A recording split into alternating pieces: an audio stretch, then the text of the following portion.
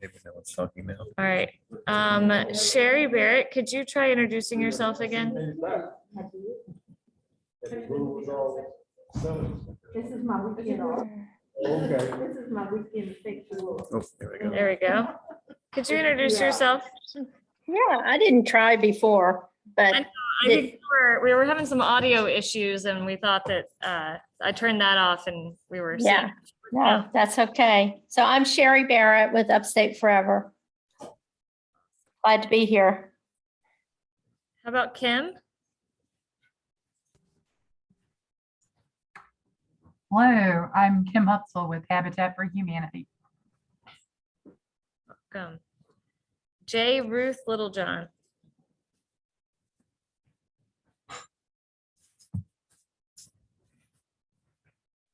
Muted. No. No, Ruth. Oh, I'm sorry. There you go. J. Ruth Littlejohn, City Council District 3. All right, that's everyone.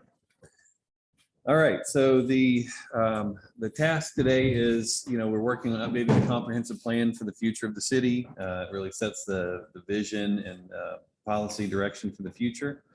So we want to just learn from all of you, pick your brains a little bit about transportation related issues. So far, we've done a good bit of outreach with the prior meetings, earlier Planapalooza, et cetera. And we've heard a few things, so I'll just share those quickly. We've heard that there needs to be better bicycle and pedestrian facilities in the city, that sidewalks may be lacking in many areas, that we need to make it safer for kids, elderly, disabled, et cetera, to get around. Some roads are traffic rivers. Some traffic issues around the mall and high school, and then need better accessibility features, audible crosswalks, detectable pavement, et cetera, for people who have needs for such things. So those are some of the things we've heard. Also not listed there, or sort of subtext to some of that listed, is the idea of not just making it more bikeable and walkable just for fun, but also because some people don't have access to vehicles. And so it's not a recreation thing, but it's also a way to get around the city in an equitable way. So within the transportation element of the plan, or transportation chapter of the plan, we have several different equity indicators around transportation. One of the equity indicators is vehicle ownership. Another is pedestrian network connectivity, then transit network connectivity, and pedestrian facility condition. So those are some of the indicators for equity. And then, throughout the plan, we talk about things like, creating a good network, having complete streets, really a multimodal strategy that incorporates all means of transportation. We've evaluated the transportation system, the roads, streets, sidewalks, et cetera, and made some recommendations about them. And looking at starting to really focus on interconnecting the streets, so you don't have dead ends, so they all connect. Looking at regional planning, transportation efforts, and tying in with other efforts that are happening, not just within the city, but outside. Looking at the aesthetics of the streets. A lot of times that's the way that visitors experience the city, is on the streets. They come down these gateways and drive in. And so how do we make sure that streets really give the right impression that you want to give as a community? And then making sure that really, cars aren't the only focus when we're looking at the design of streets. So what else? Public art and transportation. We see your art crosswalks and things that you've done around that are really cool. And trying to just tie in and part of your message about arts and liveliness of the community. I mean, having an art crosswalk, it seems like a small thing, but it's really gives a message to people who are coming through the city. And so how do we build on this kind of effort? So I'll pause there. What do we need to know about transportation and moving around the city from that perspective? I have to start calling more people. Y'all haven't been shy so far. Let's go. There needs to be 100 hours. Yeah, probably Extended hours and routes to the bus. Yeah, so basically making sure that we're syncing up with where people are needing to go, wanting to go, and then also when they can, because the last meeting, we talked a little bit about this and the idea of, you know, if this is a 3-shift city, if you're on 3rd shift and you don't have bus access, then what are you to do? You know, you have to have a vehicle, have to have somebody pick you up, or you have to have a dangerous long walk, you know, home in the middle of the night. So great. What else? One of the major focuses that I hear repeatedly over and over, and it's becoming more intensified, is the fact that the transportation perimeter is big. It's an ultimate need, and it needs to extend where our people are going. Our people are not concentrated, the job market is not concentrated within the city limits. Many of the job markets, especially when we're talking about your shift workers, is beyond the city limits. The transportation is very limited for these individuals. I attended an event a couple of weeks ago, and the gentleman was new from a neighborhood, and we sat there and we talked, and I asked him how was he adjusting to the city, and what were some things that he sees that we should do better. And he said, I had a wonderful job at BMW. He said, but my transportation there was challenging. And he said, you know, most employers, they don't understand that. And he lost his job. So that increased a moment of devastation, whereas the job market within the bus transit system, it just really is, you know, it's saturated.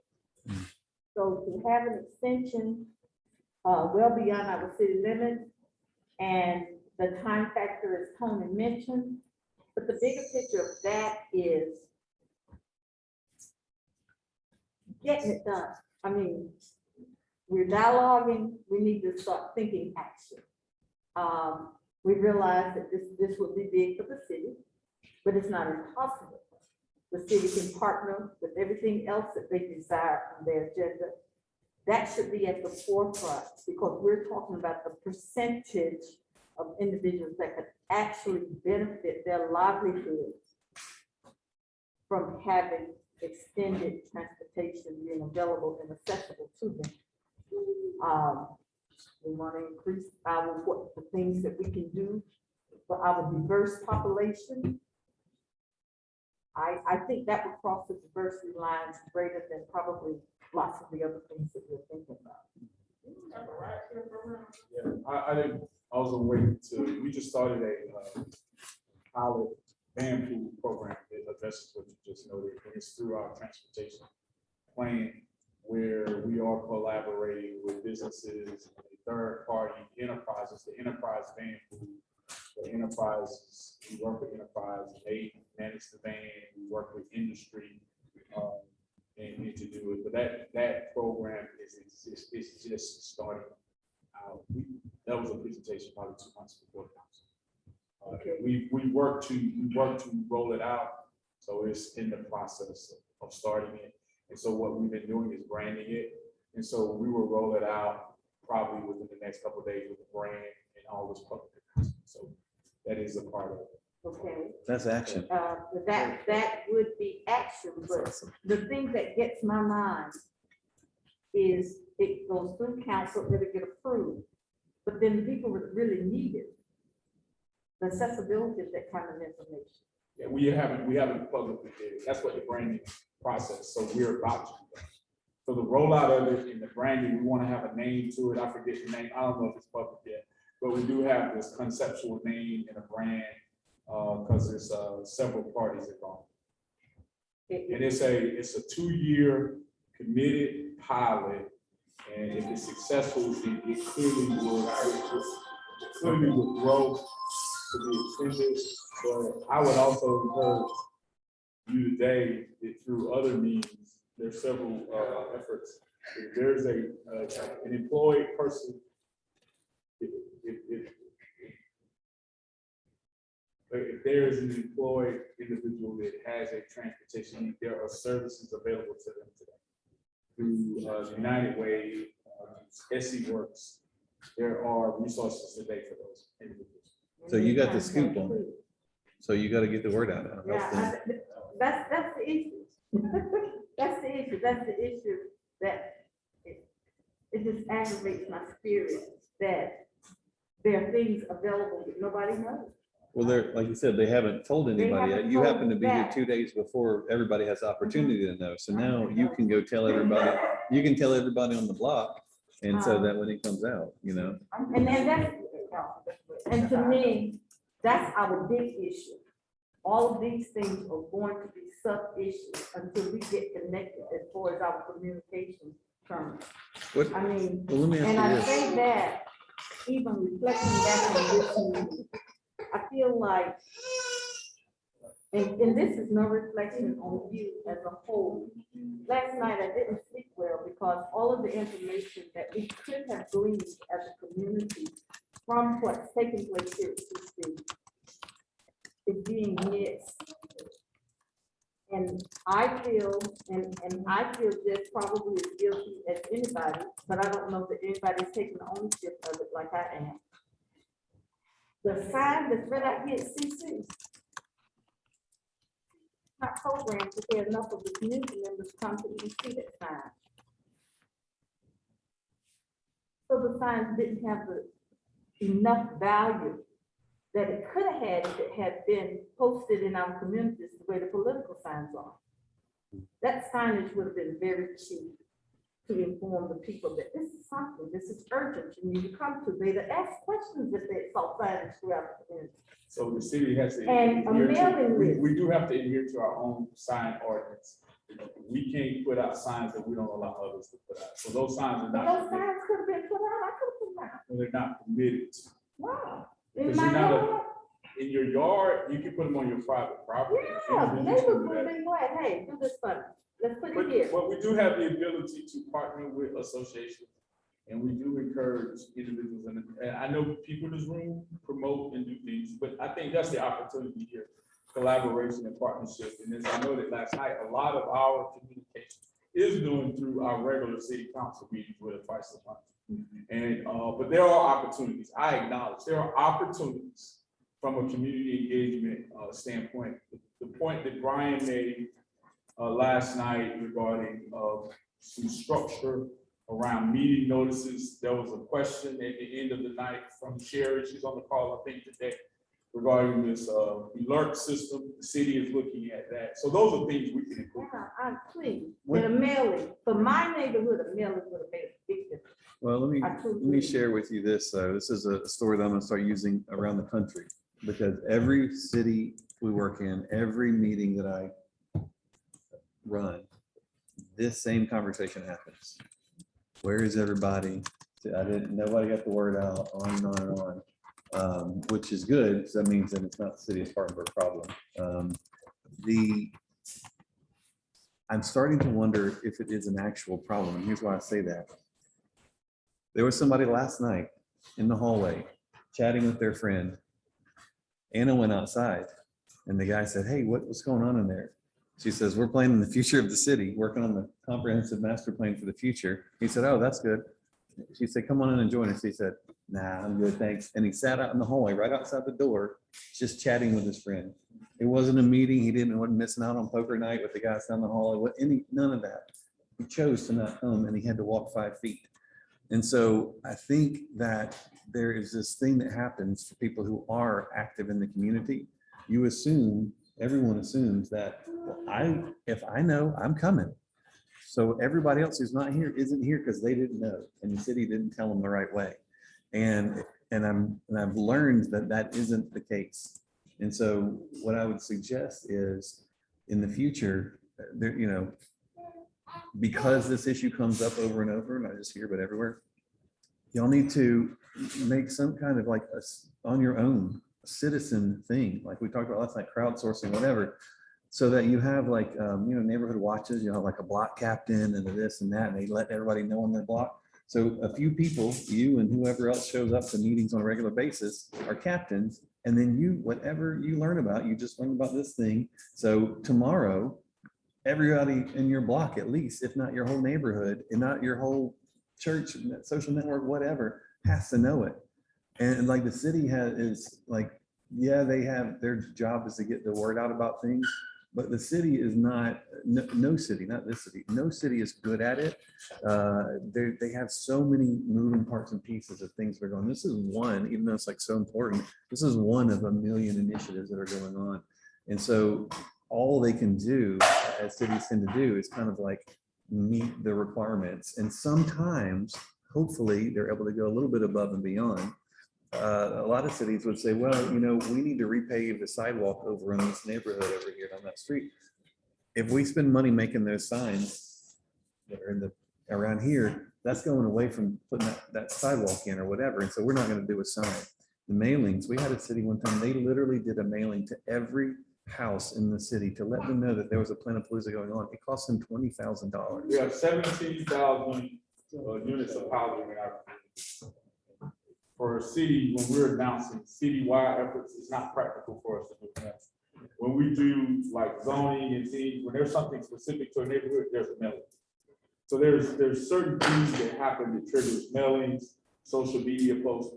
Traditionally, citywide efforts and initiatives, that engagement happens, social media and at city council, all in the public space. And we've got what, north, east, west, south sides. And so, you know, maybe y'all could just do something as simple as like agree that this one tree in each of those districts, if you pin something on that tree, it is considered notification to the neighborhood, and somebody's gonna go check that tree every day on their way home, and they're gonna go tell everybody. Like there's some amount of just the citizenry has to get in on it themselves, because the cities just aren't set up for that. And also, this is the last thing, I just think that there's always, communication is critical. We can always do a better job of communicating. The opportunity is partnership and collaboration with community partners. Sherry has raised her hand, I think, to talk about her, what she mentioned last night. Yeah, the alert. Okay. Yeah. Well, I just entered something in the chat about that. But I did want to make a comment. Oh, and actually I was going to post a link to the Spartanburg thing there. I did, where you can explore the different lists that you can subscribe to. And the city of Greenville has a similar one. It is really helpful. So I would strongly suggest the city look into that. The other thing, I know Mitch mentioned to me last night that the city posts a lot on Facebook, and I know sometimes I do. I don't spend much time on Facebook on a regular basis to like count on that to become aware of things. I do know that they post recordings of city council meetings or live stream city council meetings. Sometimes you were doing that, I think, on Facebook, and I would log in for that purpose. So, you know, that can be one source, but not everybody, you know, is a Facebook person. You know, you have to join, you have to be a member, and it opens you up to a lot of things that some people don't want to be opened up to. The other thing I was going to suggest, I was having trouble hearing at the beginning of this meeting exactly whether we were talking about the mini palooza and people not knowing about it, or if there was some other transportation related meeting or issue that people didn't know about. So I couldn't quite hear what was going on. But I would say, as far as these meetings go, you know, I kept checking the planned Spartanburg project website, the city's website. I admit I didn't check Facebook, but I kept checking, knowing this was coming and wanting affirmation that, yes, the information is final and this is what is the city or the project consultants are putting out there in the public realm. And I didn't want to share it with our audience at Upstate Forever and our subscriber list to our emails until I knew that that was final and public. I certainly didn't want to post it before it was on the project website. And that didn't happen until Tuesday evening. So I think these are great events, but if people don't know about them, I think it's possibly because there just wasn't enough lead time for the information to really make it out there and circulate. Noted, And the last thing I'll note, if you want to get the, city council agenda, do you get the agenda? Yeah, I'm gonna go there and It's, email it. it's an email list, it's easy. You know, so that, you don't always have to attend the meetings, you get the minutes from the previous meeting, and you get the listing of what's gonna be on the agenda, so that you can make a determination. If you choose to come to council meeting, that's the problem with something. And the email list will give you, every program that they're rolling out. But you don't know everything. So register at your own risk. So, yeah, we have a server, neighborhood email list distribution, that goes out as well. What I like about the process here, you can take their plan back to your neighborhood, have them go down it, whatever portion that they like I'm here for the transportation department. I want a partnership with the transportation department, so those things that happen with our nonprofit, we can come and pick you guys up for these community meetings. But you can also take this plan back and before the 29th, hold a community meeting and before the 29th, make your suggestions and bring it back to them. And I know that's hard saying that they should have been here in the beginning, but this is the way that we can solve it now. Take the plan, the plan back to the community, make notes of what they say and bring it back to council, or you don't have to bring it up. You know, right here on the schedule. I thought you were gonna say you were up all night thinking of good, big ideas. So, all right, tell us, transportation. First of all, I really appreciate the story, and it kind of calms the atmosphere, but it's not calming my spirit. When I look at the comprehensive plan, I think the city, I think my children are gonna live here, my grandchildren are gonna live here, so I've got to at least have some idea about where we're headed. And I don't see 3 people from the south side having enough energy and broadness of thought to let the culture of this area vibrate and do what it needs to do or what it could do. Meaning that I would never, even as my council representative, you know, she gets 1 vote on council to boldly say that, yes, this is what we want in the plan. If she's not secure enough to say that my constituents want me to vote this way, I would never stand on a council meeting and vote, because in this team concept, the I is never exists. I. If it fails, I'd like to say, y'all, we blew it this time. We blew it. But if there's no we in this, when you talk about this on the website, to do this with the website, to do that with the website, to do this with the website, you don't know the culture of my area. It's bigger than that. And I'm sitting here asking, even for National Night Out, I ask for flyers. I do 300 residents. They give me 150. We have to consume the extra to Xerox those flyers to get them to the neighborhood. We have pulpits, active pulpits that our churches are generating newsletters. A blurb in that newsletter is meaningful to our congregation, majority of them living in these boundaries. And that's all I'm gonna say about that. Yeah.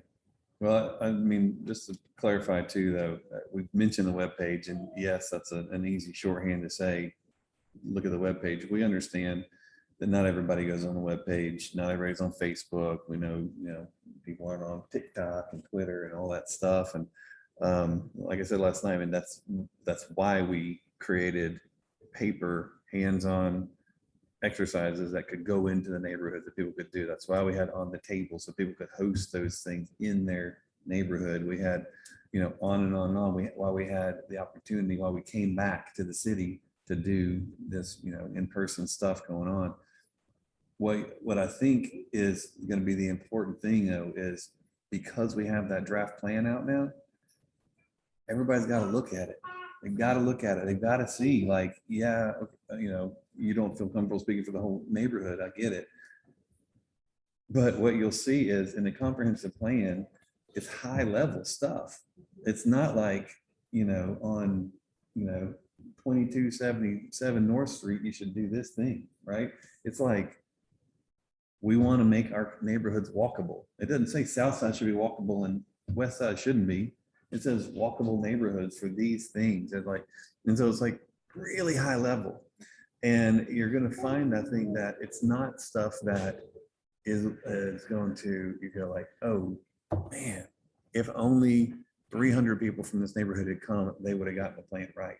I think you'll see that all we're trying to figure out now is, did we miss anything, or is anything wrong? You know, like, and so like, let's say this neighborhood center idea I keep talking about.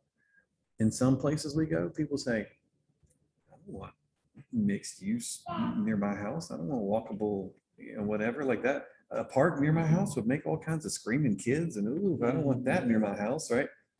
But that's not normally what we would hear, right? And so that's not what we've heard so far. So far during this follow-up mini Planapalooza, we've been hearing the same things we heard in the first Planapalooza with different people here. It's confirming what we heard, and then that's really good. We did hear earlier some more stuff about landlord issues and things. And so we said, oh, let's take a look, make sure we have included enough about that. And so we've been hearing like a couple of new little things that we're hearing about.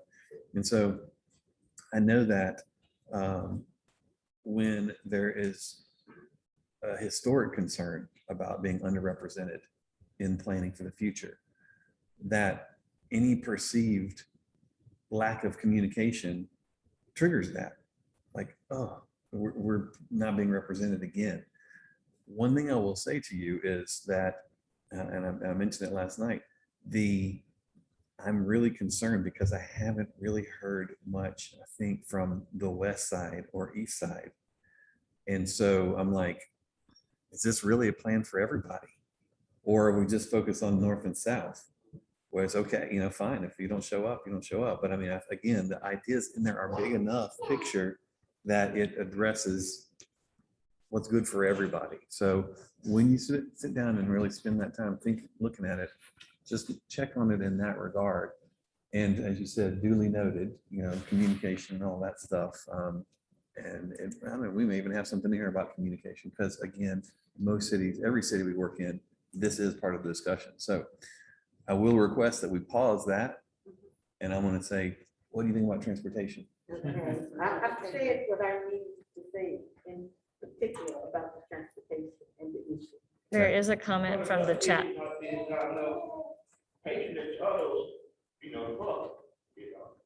Yeah. That's the main problem. It's not enough people riding the bus or big truck routes because not enough people ride. I know, it's a weird thing, you know, we hear about the need. That's tough, yeah. We hear about, you know, we need to extend bus routes, we need to extend the times, et cetera, in a lot of cities we work in. And then somebody from the bus system is at the table and they go, sounds good to us, but we don't have anybody to ride the Well, I bus. do think there's an opportunity to meet in the middle. I think it's from this, it can be problematic if we focus on what we are doing and not look at the potential of what we can do. Mhm. And Marilyn can speak. So we have a young lady new to our community, and she not even knowing our transit system, she's like, oh, I'm fine, I'm gonna use the public transit, because she's not from here. In her community where she comes from, that's the culture. Not the culture of our community. So we gotta find a way to meet in the middle and maybe even look at, you know, taking some risk in doing it and creating new hours and additional routes just to see if people will utilize it and market it differently to change that culture. But we do have a public perception about local transit here. It is a problem. Yeah, well, And for us not to acknowledge that is a mistake. what you're doing though, what you described earlier with this sort of public-private partnering and all that, I mean, that's incredible. Like you go to San Francisco and, you know, like some of the most expensive real estate in the country, you know, super wealthy people living there, and all the internet companies, they've got their little shuttles that are branded, and they go pick up their employees and bring them there because they live in this dense city and they don't have cars, but the places where they're working are far enough out that they can't walk to them or whatever. So they're doing the same kind of thing. So I think that's really cool that that's happening here. And that's what our nonprofit that we want to bring here. We do want a partnership with the transportation department, because, and this is how they have the TOD right here. The transit oriented developments are very important to those who do not have have transportation to get to those outside employment. So like you were saying in the earlier meeting, if we can partnership with the transportation department and have along the route that they buy property, that we can build those affordable housing there. That way our residents will automatically use that transportation system. They don't have to worry about that. But we can also, if that transportation route, bus route does not go through there, we do like you've seen, the pilot program is already in other states. We partner with the transportation department, they provide the van.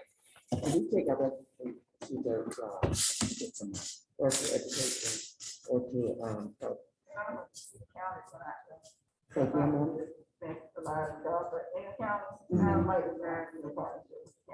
Oh, yeah.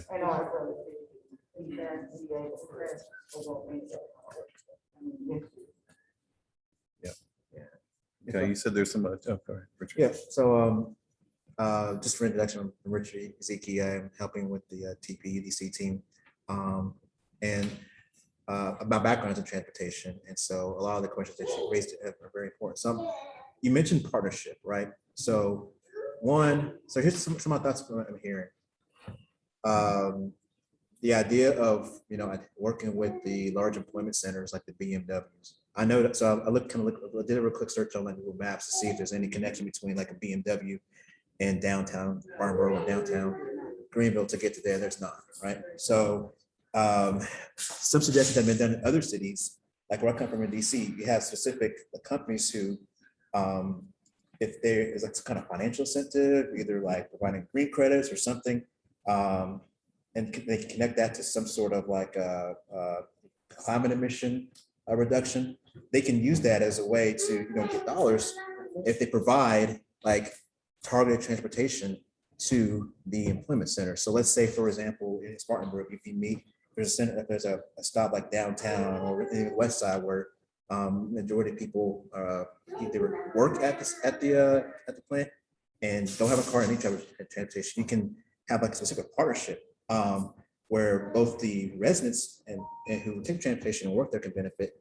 At the same time, the company can also benefit as well. So providing that, like what they call on-demand transit, I think is something that would provide some sort of impetus to have ability to get to that workplace. So that's something to consider.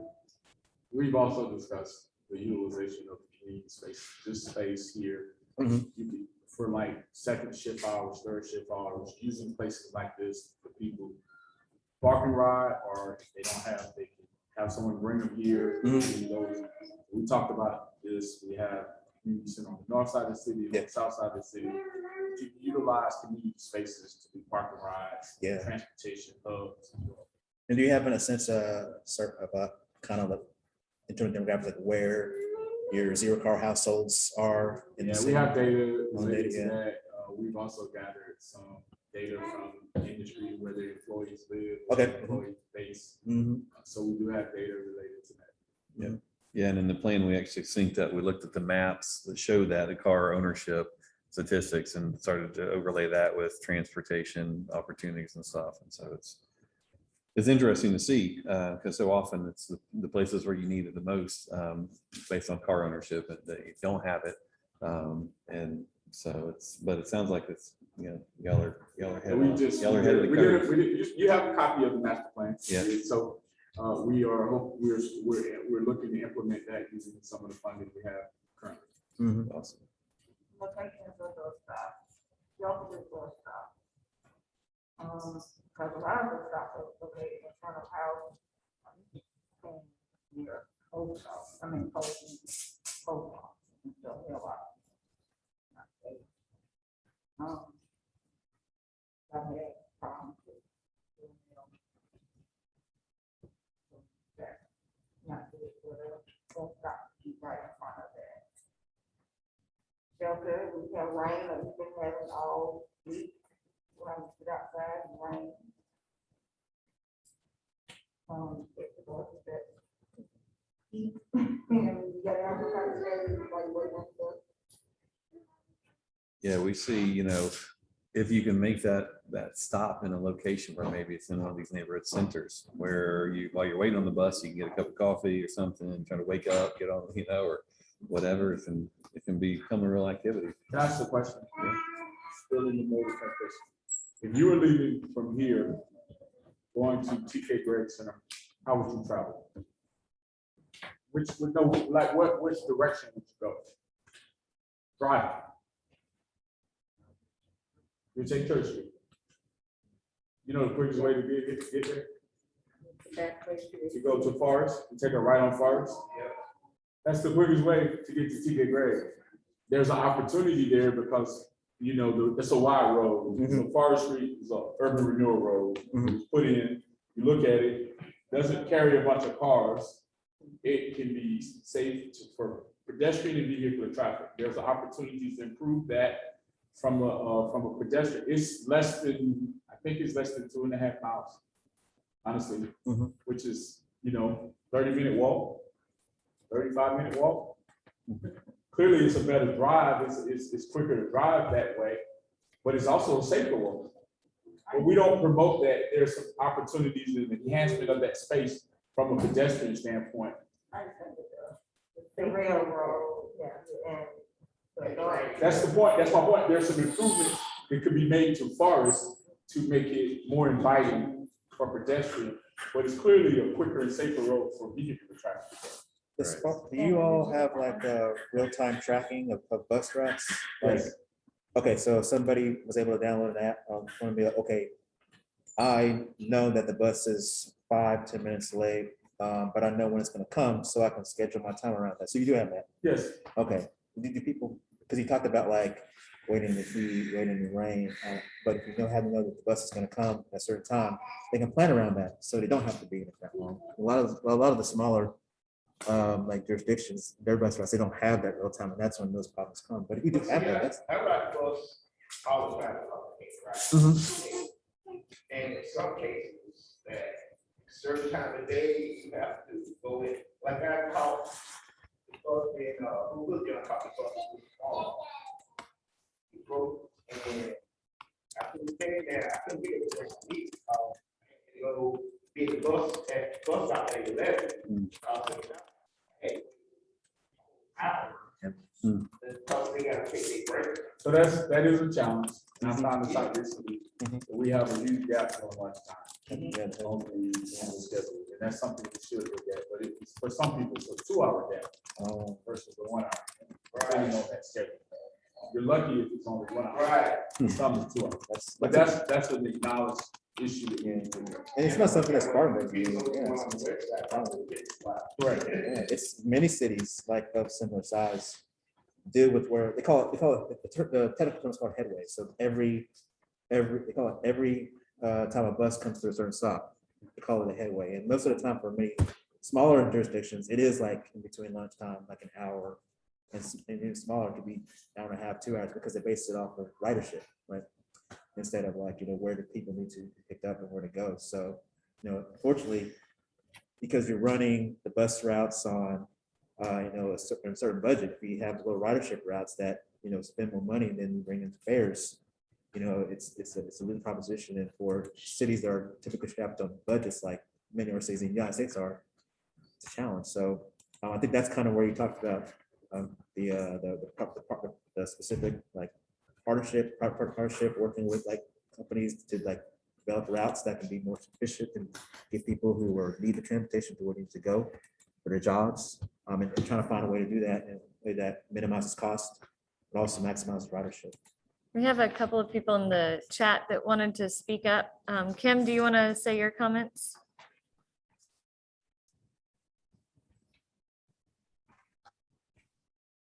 Sure. Thank you very much. I had 3 things that I was hoping to learn more about or to put on the table for further discussion. And some of them have been shared. It is access to transportation for second and third shift workers. It's sidewalks in neighborhoods to get families off of the roads. And then the third one is the speed and safety of the 176 corridor through town. You know, there's a lot of combustibles, gasoline, chemicals, freight going through with semis. And the speed is ridiculous. There's going to be an accident sooner versus later, and it might take some enforcement, and that might not be the way the city's currently focusing. But I'd like to hear more about what's going to be done through the city and on the 176 corridor. First, 176 is Pine Street. There is a group, I know that there's been groups formed to look at the safety of that, and they are working, talking directly with SCDOT. That's a SCDOT street. The city has been at the table. There has been several discussions. It's problematic because it is a route. It's a major route through our community. It is going to require some regional studies as well as some local, but it's going to require some intentional engagement with SCDOT. So it is a city issue, but it's not something the city can directly address alone.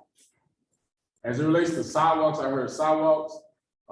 We have an annual recurring budget for sidewalk repair.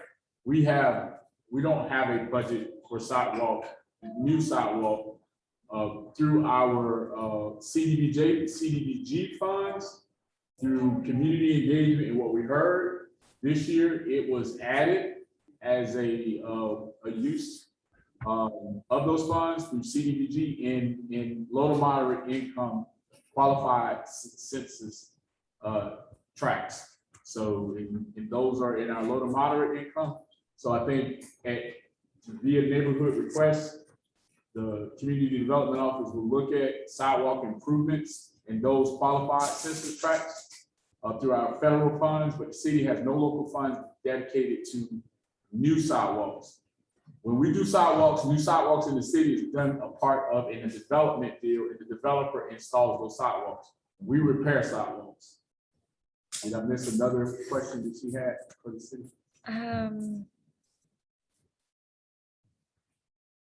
Is she here though? Comments? I think so. Tamika Thompson also wanted to say that she grew up using public transit. It's a really great opportunity to engage the younger generation if marketed properly. There's a lot of freedom being a preteen or teen, meeting up with friends at a destination. She says that she has been told time and time again that Spartanburg is a giving city. Is there an opportunity to engage philanthropists in helping the city get something like solar bus shelters? The bus shelter with solar power. And use that to power, like you said, you talked, I see it in DC.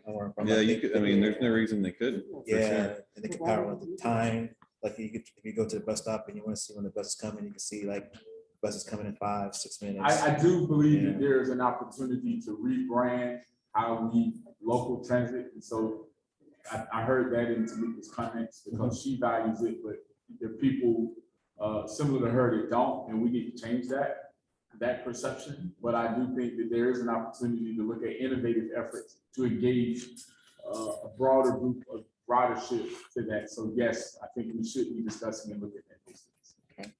And Sherry also wanted to put in a vote for public transit. She said her husband grew up in Southwest Atlanta and as a 10-year-old took the bus downtown with friends to events, department stores, etc. Different time, but still our young people and seniors who don't drive are hostages in isolated neighborhoods unless they live in a truly walkable place. My reason for getting into design personally, Sherry, I feel like I wrote that, but I'm reading your writing.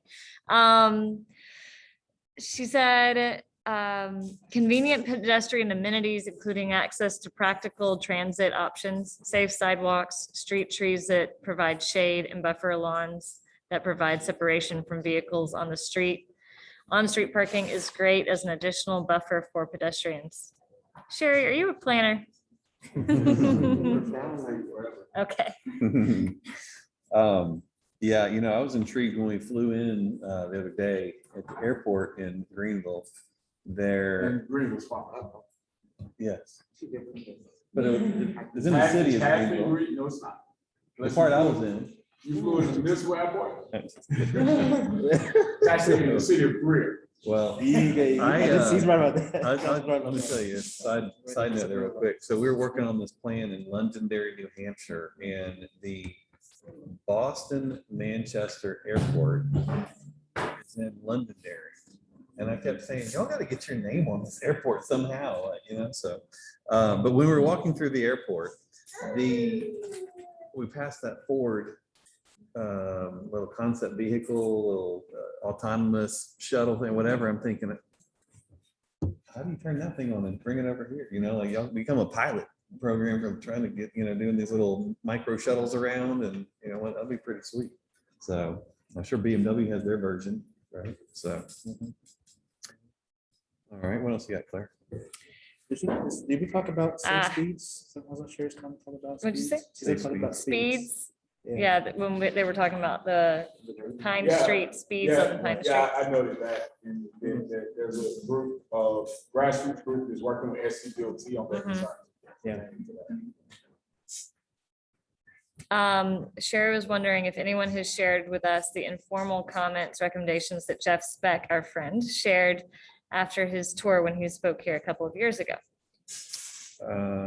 Probably so. Here. Have we seen that? Jeff Speck's comments when he came here a couple of years ago and left some words of wisdom.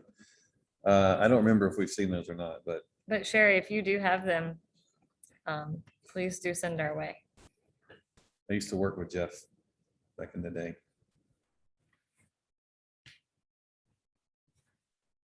Okay, that's all from the enough? chat. There are also, Partners for Active Living, that group partners with the city and the county on our trail system. And I do know that they are, in addition to things in the county, there are connections that are being discussed in the city. One of them is in this space, not too far from us. So discussion about Back Forest Creek, all the way over to kind of the northern part of our community, a connection from the northern part of our community, bring you across WOEL, across Glenview White, through the Highland community to right here in front of TC Wilson. So those things are being discussed as connecting neighborhoods and other parts. So Partners for Active Living is looking at that from the downtown airport. So that's being discussed as well. Awesome. What else we got? We got a couple more minutes.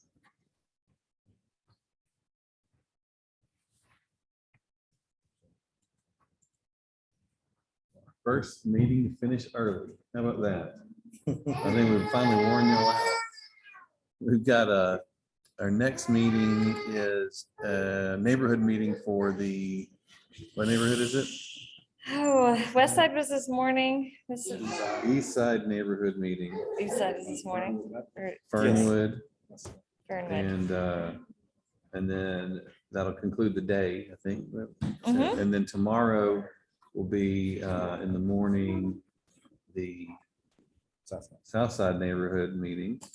And then we'll have the meeting to talk about downtown economics, corridors, et cetera, following that meeting. So North Side. North Side's when? Tomorrow. Sorry. Oh, that's right. You wanted, that was like, you wanted Southside meeting on Saturday, but it was this morning instead. Got This it. is Sherry. Could I make one more comment or ask a question, really? Yeah. Couldn't let y'all get out of here early. So Nobody wants to this, let us if this isn't directly maybe related to transportation, but in the natural resources element, where you talk about the green infrastructure plan and the network, and then I was hoping to see sort of a broader definition, I guess, of green infrastructure. And so in the community facilities element, the discussion of stormwater and stormwater management, I was surprised that that wasn't sort of connected, that those two things weren't connected, and actually in transportation as well, because sometimes, especially our trail systems and pedestrian corridors for transportation, can support, green infrastructure for stormwater management. So that's a suggestion, just to kind of make those connections for people. Great. That's a good one. Thank you. Great. Before you go, how's the stroller? Can we get strollers around town pretty easily? Do you have good stroller transportation options? We might need to work on that a little bit. Okay. All right. Well, thanks everybody for participating. Really appreciate it. I've got to catch a flight this evening, so this will be the last time you'll see me this trip. I have to go to a funeral tomorrow, unfortunately. But yeah, so but you're in good hands with the rest of my team. And I have really enjoyed getting to come and see you all in person finally. This has been awesome. So thank you so much. Thank you. See you soon. I want to thank everyone for being patient with